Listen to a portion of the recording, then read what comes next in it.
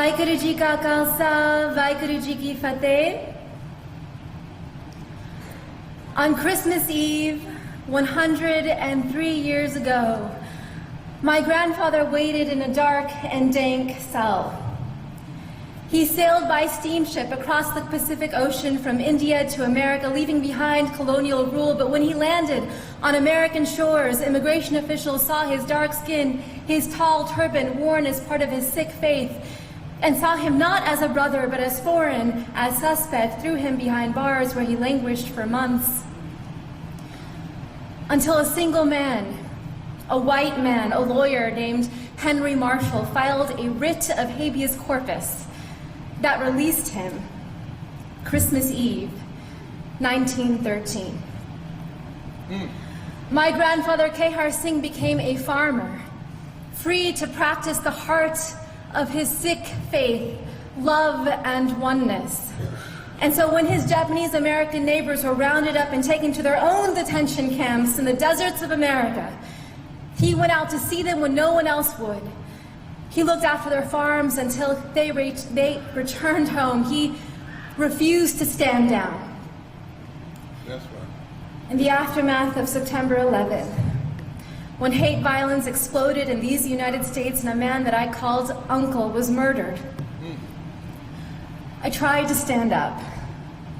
I became a lawyer like the man who freed my grandfather, and I joined a generation of activists fighting detentions and deportation, surveillance and special registration, hate crimes and racial profiling. And after 15 years, with every film, with every lawsuit, with every campaign, I thought we were making the nation safer for the next generation. Mama. And then my son was born.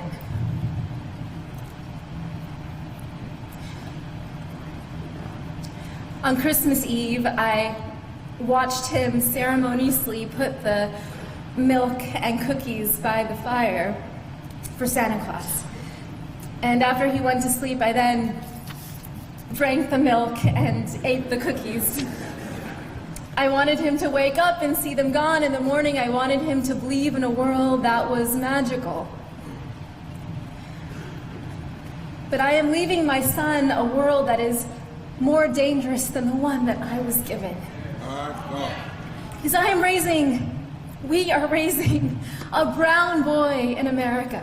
A brown boy who may someday wear a turban as part of his faith.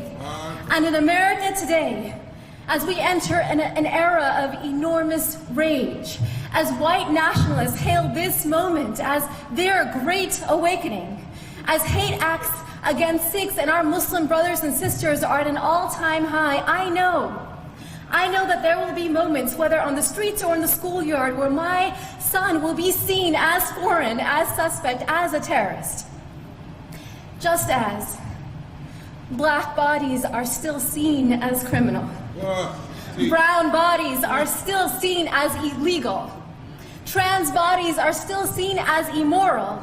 Indigenous bodies are still seen as savage. The bodies of women and girls seen as someone else's property. And when we see these bodies not as brothers and sisters, then it becomes easier to bully them, to rape them, to allow policies that neglect them, that incarcerate them, that kill them. Yes, Rabbi. The future is dark. On this New Year's Eve, this watch night, I close my eyes and I see the darkness of my grandfather's cell. And I can feel the spirit of ever-rising optimism in the Sikh tradition, Chardi Kala, within him. And so the mother in me asks, what if? What if this darkness is not the darkness of the tomb, but the darkness of the womb? What if our America...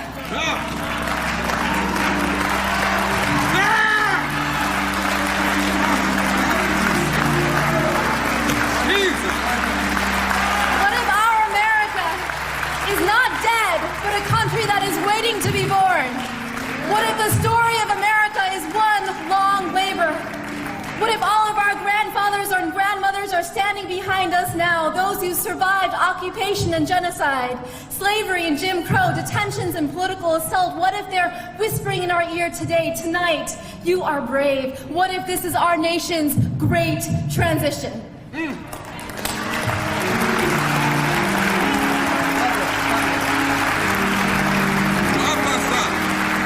What does the midwife tell us to do?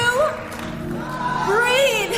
And then, because if we don't push, we will die. If we don't push, our nation will die.